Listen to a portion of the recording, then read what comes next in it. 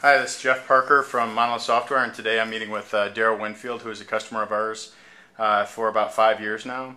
So, Daryl, first off, can you state your name and your title and what responsibilities you have? My name is Daryl Winfield. I'm Vice President of Projects for a mid-level credit card acquiring company. In my capacity at that company, I pretty much do all the major IT initiatives within the company. Those include acquisition projects where we buy other acquirers, other portfolios need to be worked into our portfolio, into our systems, into our business processes.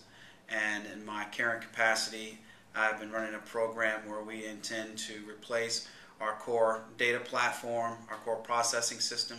It's very critical to the company. It's the biggest capital project the company's ever undertaken. And so in doing so, I'm going to be modernizing that platform and our data center. So, when you say credit card acquiring, how does that relate to something the layman might understand? Essentially, when you walk into a Home Depot or a Lowe's, you swipe that card, that transaction has to go somewhere before it goes out to Visa and MasterCard.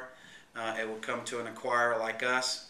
We then read the card type as it's been swiped, and then we swipe it appropriately for authorization and return the approval or decline back to the merchant.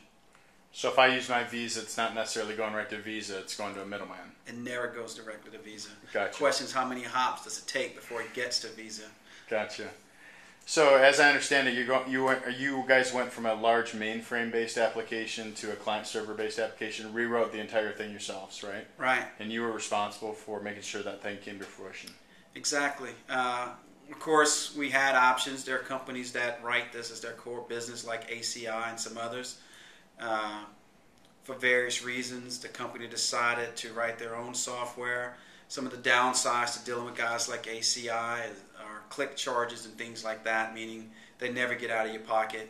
You grow, the more transactions you run, the more money they make, sort of model. And our company was looking to expand internationally. They had a pretty aggressive growth schedule, and they didn't like the pricing model of a click charge where the margin just seems to never end. They wanted to be able to buy our product, license it, at least license the source code, and then we own it when it's done.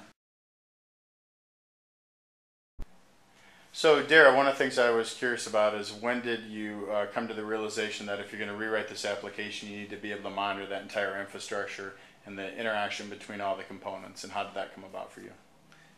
Well, I was aware of the issue from the beginning. I knew we didn't have the infrastructure in place, so I had a few problems to solve.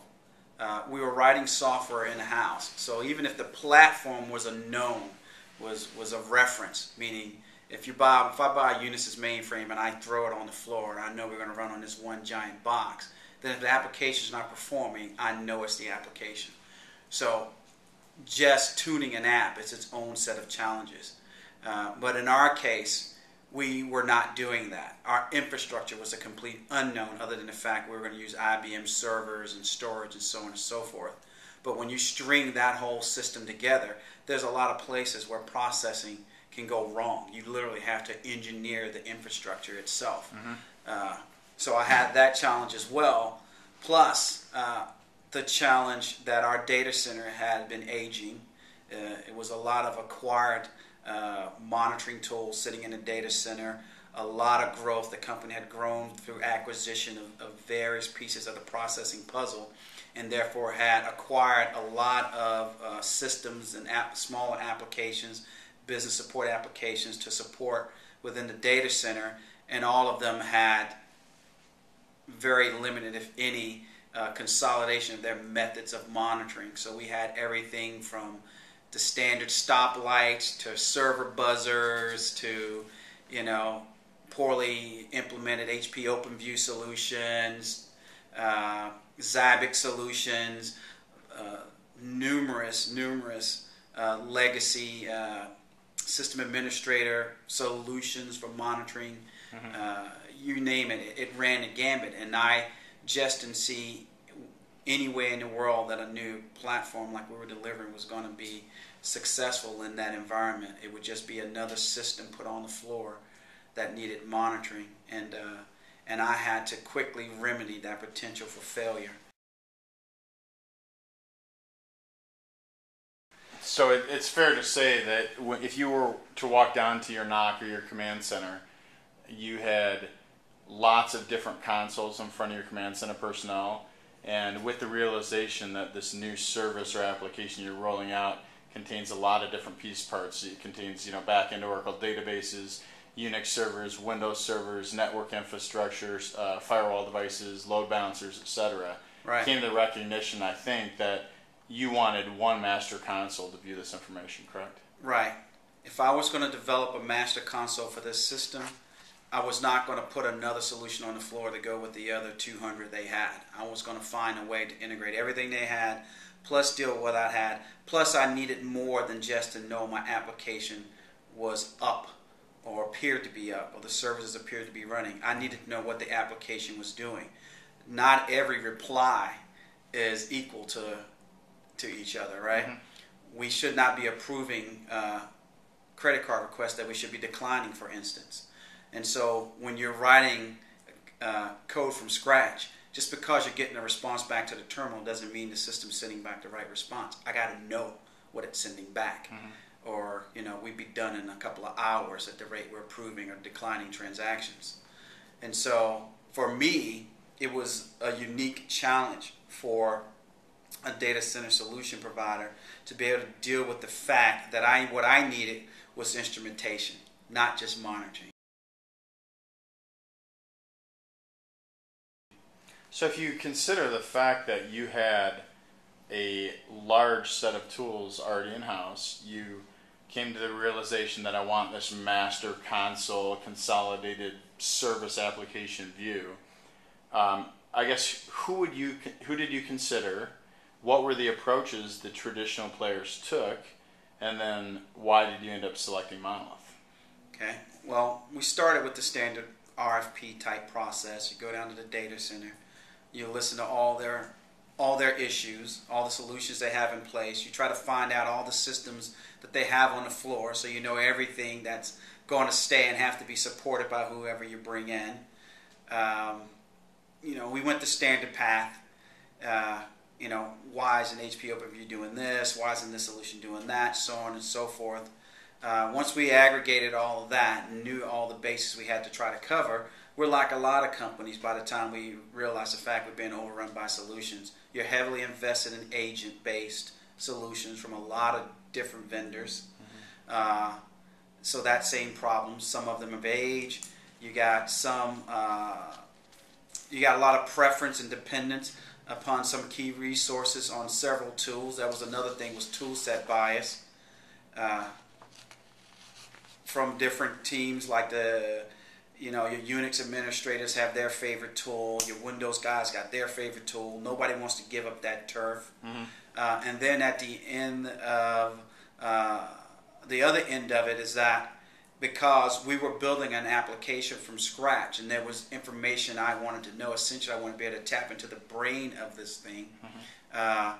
There was an interface for sure we knew we had to have that was going to be unique for this application, because we wanted to be able to monitor the business processes within this app real time.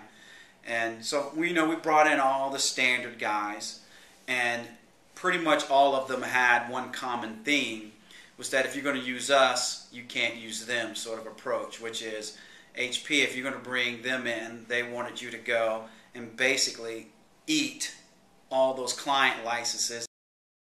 So Daryl, if you could talk to us, you wrote an RFP to go ahead and have a consolidated infrastructure monitoring solution for that particular key application of yours. Can you talk a little bit about what your selection criteria is for the different vendors' responses that you had to judge upon? Right. So they fell into three categories. The first one was with everything but the new application, because the specific requirements for that. They could monitor that. They could monitor anything that was pretty much running on the floor, that was running standard on infrastructure, HP, standard server stuff, if we used their clients on everything. So whatever we had to go. Whatever long-term, multi-year licensing agreement we may have already had in place for some of those clients, we'd had to eat that and buy all new. Gotcha. That was the only way to consolidate on them. was to buy all new. And then the other big problem was, the big thing I needed was the custom piece. I needed a custom interface to my application, basically to be able to tap into the brain of this app and know exactly what it was doing at any given time. Not only whether or not it was receiving messages and replying to them, but is it approving, declining, which card types are being run, because not all card types are created equal. It's got to be able to parse them correctly and route them out to the right card associates for approvals. And we were building an app from scratch. And I'm going to tell you, when we first started running it, it was not doing things right. And without that custom interface and without being able to dashboard that, there'd have been no way we could have tested this thing and proved it out. Another key thing, if I recall, was this isn't just event data. This was metric-based data showing transactional statistics per merchant ID or per customer. You're also talking about a flow rate of transaction level details from your custom application that, quite frankly, was pretty darn significant, if I recall. Yeah, it's a pretty impressive number when you consider every transaction is being monitored from the time it hits the system to the information the system knows about it and the reply back. And also we expanded the system and went into tying the data network back into this. So basically connection monitoring to some of our customers to know which transactions were there, what rate of flow we had on each of the connections, because what we wanted to be able to do was do trend-based analysis, forecast issues on the wire year to year by looking at volume. If the volume's a little bit off, that means some part of our network in some region of the U.S. might be down. So you got 100 Home Depot stores in Alabama not getting to us. We had a big plan for this, and that ended up being the part of the RFP process that blew a lot of vendors out. Nobody wanted to deal with that data flow. Nobody wanted to write a custom interface. And a lot of them were very skeptical about dealing with that data flow. So if I summarize what I think I heard, one is Monolith did not come in like the other traditional big four vendors and say it's a rip and replace strategy. I think what I heard was leverage what you have, and we'll go ahead and take the feeds from it. We'll go ahead and build and integrate this custom feed to your in-house application. So somewhere along the line, you got some confidence that we actually could deliver upon what those unique requirements are. We didn't require you to do that rip and replace strategy. We could handle your custom feed. Can you discuss our ability to actually execute upon those requirements that you had after you awarded the business to Monolith? That part of it was actually pretty straightforward. We had some reps assigned to us, very solid technology guys. They spent a lot of time in our building, worked with my development team, both on the infrastructure side and on the application side, got to know the guys.